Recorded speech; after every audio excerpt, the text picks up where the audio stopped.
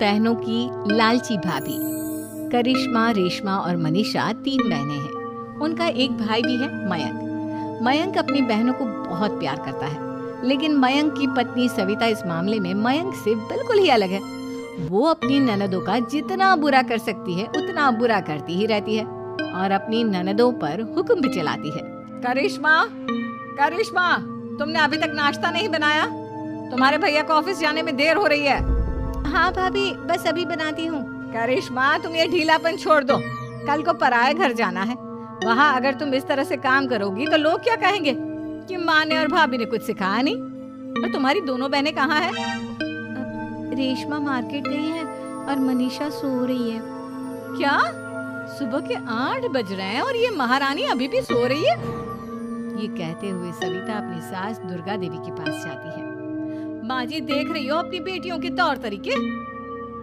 क्या हुआ बहू, सुबह सुबह क्या कर दिया मेरी बेटियों ने? अरे एक तो अभी अभी उठकर किचन में गई है, दूसरी सुबह सुबह बाहर चली गई और तीसरी अभी तक सो रही है। क्या करूं मैं इन तीनों का, मैं तो परेशान हो गई हूँ। जा जाकर उठा उसे और रेशमा से मैं बात करती हूँ। सविता सीधा मनीषा के कमरे में जाती है और उससे कहती है, महारानी जल्दी उठो, सूरज सर पर आ गया है। भाभी थोड़ी देर और सोने दो ना, मैं रात को लेट सोई थी।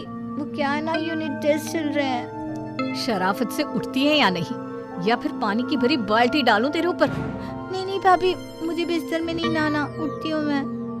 मनीषा जल्दी से उठकर बाथरूम में चली जाती है।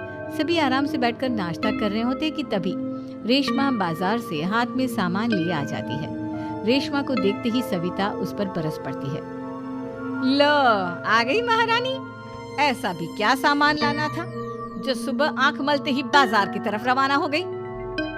भाभी, कल आप ही तो चीख रही थी कि घर का सारा सामान मुझे ही लाना पड़ता है, घर में किसी को भी किसी काम से कोई लेना देना नहीं है। अब मैं बाजार जाकर सामान ले आई तो आपको इस बात से भी तकलीफ हो रही है? देख रही हो माँ जी, अपनी बेटी की जुबान कैंची से भी तेज चलती है। और मयंक, आप तो कुछ कहेंगे नहीं अपनी लाडली बहन को? रेशमा, अपनी भाभी से ऐसे बात नहीं करते। चलो माफी मांगो। भैया, मैं क्यों माफी मांगू? आप भाभी से बोलिए ना कि हम पर कम हुक्म चलाया करे। हम इस घर की बेटियां हैं और आपकी पत्नी की ननद है, नौकरानी नहीं। लो कर लो बात। इनकी भलाई के लिए कुछ भी बोलो तो इन्हें बुरा लग जाता है। इस घर में यही इज्जत है मेरी। देख लो माँ जी, आपकी बेटी किस लहजे में मुझसे बात कर रही है। सविता वहाँ से चली जाती है। मयंक को बहुत गुस्सा आता है, वो भी वहाँ से चला जाता है। फिर करिश्मा रेशमा को समझाती है।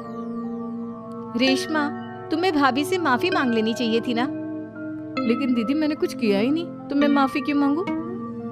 हाँ करिश्मा दीदी, रेशमा दीदी जैसे ही घर में आई भाभी ही उन पर चिल्ला रही थी। हाँ, मैं मानती हूँ कि गलती भाभी की थी। मैं तो इसलिए बोल रही हूँ कि भाभी ने माँ को तो पूरी तरह अपने वश में कर लिया है। वो हमारी बात सुनती ही नहीं। मयंक भैया हमारे लिए हमेशा खड़े रहते हैं, इसलिए उनकी बात का मान तो तुम्हें रखना चाहिए था ना। कोई फायदा नहीं दीदी, कुछ दिनों की बात और है, भाभी उन्हें भी हमारे खिलाफ भड़का देंगी। फिर वो भी माँ की तरह हमारी किसी बात का विश्वास नहीं करेंगे। इसी तरह सविता अपनी तीनों ननदों को किसी न किसी बात पर परेशान करती रहती थी। एक दिन मयंक अपनी तीनों बहनों के लिए गिफ्ट लाया। क्या रेशमा, ये तुम्हारे लिए हार का सेट, रेशमा तुम्हारे लिए सुंदर सी ड्रेस, और मनीषा तुम्हें किताबें पसंद है ना, तुम्हारे लिए किताबें लाया हूँ। थैंक यू भैया। थैंक यू भैया। थैंक यू भैया। करिश्मा, तुम्हारा नेकलेस कितना सुंदर है, ये भैया कहाँ से ले आए होंगे? मैंने भैया को 3 दिन पहले फोन पर ये डिजाइन दिखाया था और आज भैया ये ले आए।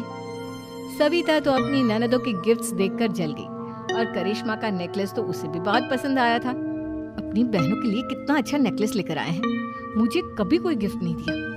मैं आज ही ये हार चुरा लूंगी। रात में सविता करिश्मा का हार चुरा लेती है और इसी तरह उसे अपनी ननदों की जो भी चीज अच्छी लगती वो उसे मांगती नहीं, बल्कि रात के अंधेरे में चुरा लेती। इसी तरह दिन बीतते गए और सविता ने मयंक के दिल में भी उसकी बहनों के लिए नफरत पैदा कर दी। एक दिन मयंक ने करिश्मा और रेशमा के लिए रिश्ता देखा और ये बात उसने घर में सबको बताई। माँ, करिश्मा और रेशमा के लिए बहुत अच्छा रिश्ता आया है, वो लोग कल इन्हें देखने आ रहे हैं। आप और सविता मिलकर सारी तैयारी कर लेना। ये सुनकर करिश्मा और रेशमा खुश हो जाती हैं, लेकिन सविता सोचती है, अगर इन दोनों बहनों की शादी हो गई तो घर और बाहर का काम कौन करेगा? मनीषा तो एक नंबर की कामचोर है, उससे तो किसी बात की उम्मीद लगाना ही बेकार है। मुझे इस शादी को रोकना होगा। अगले दिन सभी लड़के वालों के स्वागत की तैयारी करने में लगे होते हैं। तभी मयंक अपनी बहनों से आकर कहता है, तैयार हो गई तुम दोनों? देखो दोनों लड़के बहुत अच्छे हैं, मैं कोई कसर नहीं छोड़ना चाहता, इसलिए तुम उनके सामने अच्छे से बिहेव करना और अपनी भाभी से लड़ने मत लग जाना। करिश्मा, तुम वो नेकलेस पहन लो ना जो मैं तुम्हारे लिए लाया था। भैया मैं बहुत देर से वो नेकलेस ढूंढ रही हूँ, लेकिन मुझे मिल ही नहीं रहा। क्या तुमने नेकलेस खो दिया? तुम्हें पता भी है वो कितना महंगा था? तुम कोई काम ढंग से नहीं कर सकती। मयंक गुस्से में वहां से चला जाता है। थोड़ी देर बाद लड़के वाले भी आ जाते हैं। वो दोनों बहनों को पसंद कर लेते हैं और रिश्ता पक्का हो जाता है। लेकिन सविता के दिमाग में तो कुछ और ही खिचड़ी पक रही थी। वो पंडित जी के पास करिश्मा की कुंडली लेकर जाती है और उन्हें पैसे देकर करिश्मा की कुंडली बदलवा देती है। जब लड़के वालों के पास करिश्मा की कुंडली जाती है तो वो दुर्गा को फोन करते हैं। बहन जी, हमने करिश्मा की कुंडली अपने पंडित जी को दिखाई थी। आपकी बेटी की कुंडली नहीं बल्कि दोषों का पिटारा है। देखिए, मैं और मेरे पति इन सब बातों में बहुत विश्वास करते हैं, इसलिए हम आपकी बेटी से अपने बेटे की शादी नहीं करा सकते। इस तरह करिश्मा का रिश्ता टूट जाता है और सभी घर वालों को बहुत दुख होता है। अब कविता सोचती है, चलो करिश्मा का तो रिश्ता टूट गया, अब रेशमा का भी रिश्ता तोड़ना है। क्या करूं? अब सविता आवाज बदलकर किसी अननोन नंबर से रेशमा के होने वाले ससुराल में फोन करती है। हेलो, मैं कौन हूँ कौन नहीं ये आपके लिए जानना जरूरी नहीं। बस इतना सुन लो कि रेशमा का 2 साल से किसी के साथ अफेयर चल रहा है। बस रेशमा का रिश्ता तोड़वाने के लिए सविता का इतना कहना काफी था। अब रेशमा का भी रिश्ता टूट गया। मयंक और दुर्गा देवी ने रेशमा को खूब खरी खोटी सुनाई और उससे बार बार उस लड़के के बारे में पूछने लगे। आप दोनों मुझे क्यों परेशान कर रहे हो? अरे कोई लड़का होगा मेरी लाइफ में तो मैं बताऊंगी ना, जब कोई है ही नहीं तो कहाँ से लाऊं मैं कोई लड़का? तो तेरे होने वाले ससुराल वालों को फोन किसने किया था? माँ मैं नहीं जानती किसने फोन किया था, मैं सच कह रही हूँ। मैं तो पहले ही कह रही थी, इसकी लगाम खींच कर रखो, लेकिन मेरी सुनता ही कौन है। आप चुप रहिए भाभी, ये सब आपका ही किया धरा है। अब तीनों बहनों को विश्वास हो जाता है कि ये सब उनकी भाभी ही कर रही है। तीनों बहनें अपनी भाभी को सबक सिखाने के लिए एक वकील कर लेती है और घर में हिस्सा मांगना। देखो भैया, माँ बाप की जायदाद में जितना बेटों का हक होता है उतना ही बेटियों का, इसलिए इस घर के 4 हिस्से होंगे और हमें अपना हिस्सा चाहिए। मैंने तुम्हारे लिए क्या क्या नहीं किया और तुम इस घर में हिस्सा मांग रही हो? भैया, आप और माँ हम बहनों की कोई बात नहीं सुनते हो और भाभी हमारी शादी नहीं होने देगी क्योंकि उन्हें लगता है कि आप हमारी शादी में ज्यादा पैसा लगाओगे और उन्हें हम जैसी फ्री की नौकरानी कहाँ मिलेगी।